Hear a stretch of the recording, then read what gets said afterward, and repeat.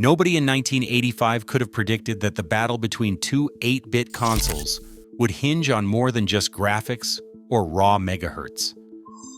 Sega's Master System offered double the clock speed, a richer color palette, even smoother sprites, yet somehow Nintendo's NES, with its slower Ricoh 2A03 processor, conquered North America.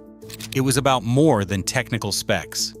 Was it truly technical superiority, or did something hidden inside these machines decide who won the 8-bit war? The answer starts deep inside their processors.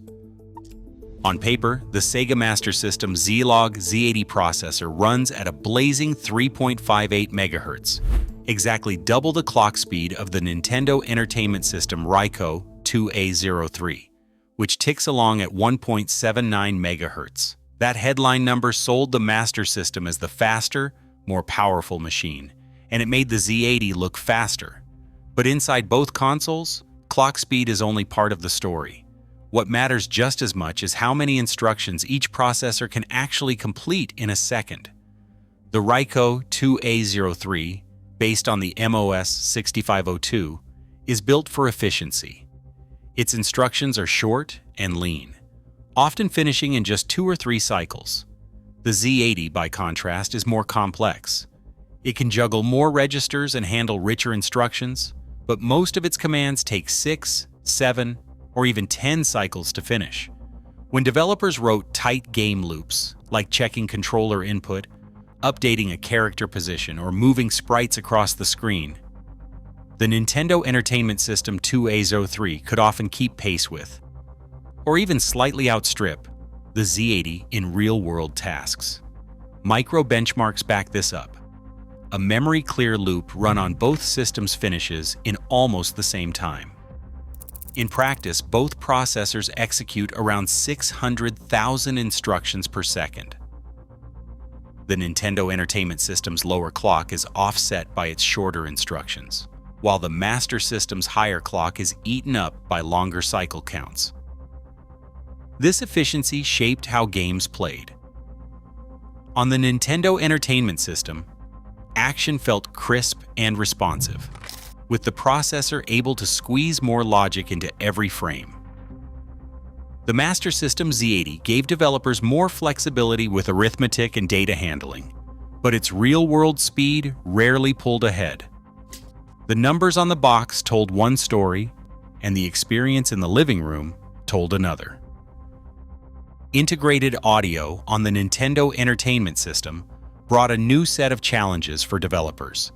The Ricoh 2A03 did not just run the game code, it also powered the console's 5-channel audio through an onboard APU, all sharing the same 8-bit data bus. Every time a game updated a music track or triggered a sound effect, the CPU had to write new values to audio registers. These writes were not free. On certain instructions, especially those that crossed memory page boundaries, the CPU would stall for up to 4 cycles. During DPCM sample playback, the penalty was even steeper. Initiating a sample transfer could freeze the CPU for thousands of cycles at a time, completely halting game logic while the APU fetched audio data from cartridge ROM. Developers learned to batch these audio updates during vertical blanking, those brief moments when the PPU was not drawing to the screen. But if too many sound changes stacked up during active gameplay, the result could be missed controller inputs, flickering sprites, or noticeable slowdowns. In action-heavy games, timing became a balancing act. Push the sound engine too hard, and the gameplay would lag. Skimp on audio, and the experience felt flat. On the Sega Master System, audio ran through an external sound chip connected via dedicated I/O ports. The Z-Log Z80 could update sound registers without fear of stalling the entire CPU. This separation let Sega developers focus on gameplay logic and graphics updates without budgeting cycles for audio overhead. The Nintendo Entertainment System's tight coupling, while efficient for cost and integration, forced developers to weigh every sound against precious CPU time. a constraint that shaped the feel and rhythm of NES classics. That trade-off helped define the distinctive timing and pacing of many classic titles. The Master System's graphics hardware gave artists tools the NES simply could not match. Its video display processor could show up to 32 colors at once, drawn from a 64-shade palette. On the NES, the picture processing unit topped out at 25 simultaneous colors, and its palette was limited to 54 shades, many of them subtle variations or washed-out tones because of NTSC encoding quirks. The difference was not just numbers on a spec sheet. On a Master System, backgrounds could burst with saturated reds, deep greens, and sky blues. All on the same screen, each tile could use any of 16 colors with no attribute clash or color bleed. The NES, by contrast, forced artists to group colors in 2x2 tile blocks, often leading to jagged edges or awkward dithering where palettes met. Sprite handling told a similar story.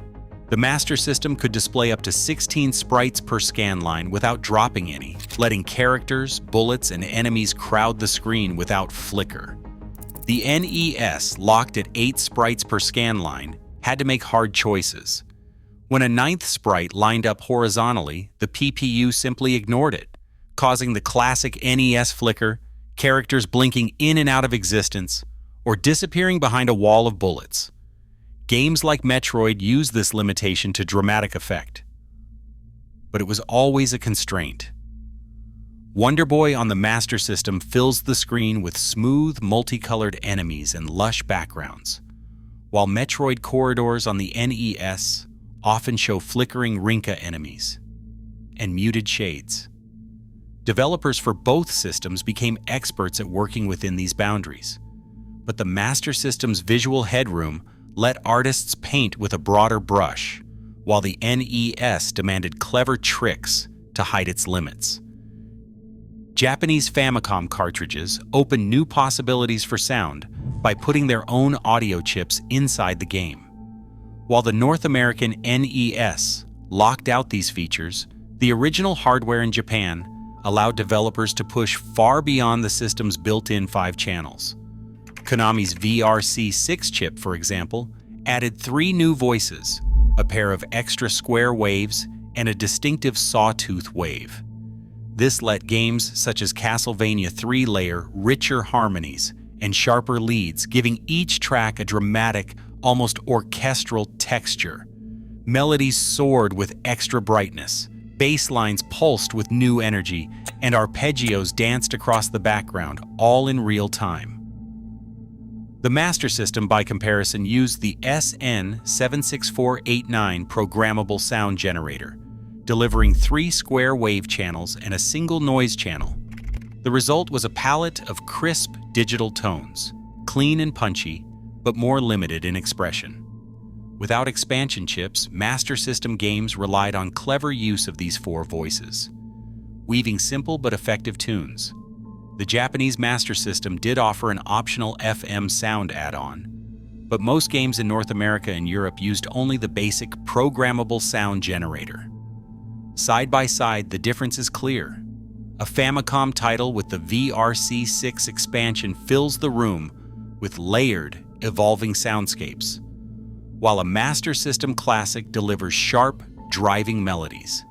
These cartridge-based enhancements turned each Famicom game into its own miniature synthesizer, shaping the character of its music in ways the base hardware alone never could. Super Mario Bros. 3 arrived on a cartridge stuffed with 512 kilobytes of ROM, an unheard-of size for the time. This leap in game complexity was possible thanks to MMC3, a mapper chip that split the program and graphics data into banks, letting the NES swap them in and out on the fly. Bank switching allowed developers to pack sprawling worlds, dozens of unique enemies, and animated backgrounds into a single game. The MMC3 logic could divide the ROM into 8 kilobyte program banks and 1 kilobyte graphics banks, making it possible to load only what was needed at any moment. Kurt Kalata, a Sega historian, points out that while the Master System had more RAM by default, it lacked these flexible mappers in most Western releases. On the NES, mappers like MMC3 changed the rules, letting developers sidestep hardware limits and create games that felt generations ahead of the competition. Nintendo's 10NES chip created a barrier that reshaped the North American market. Each NES console contained a lockout circuit, and every licensed cartridge included a matching chip. When a game was inserted, the two chips performed a handshake. If the authentication failed, even after 3 resets, the console refused to play the game. This was not just a technical measure. It was a gatekeeper that blocked unlicensed publishers from store shelves. Retailers knew that only Nintendo-approved games would work. And third-party developers had to sign strict licensing agreements to get their titles onto the system.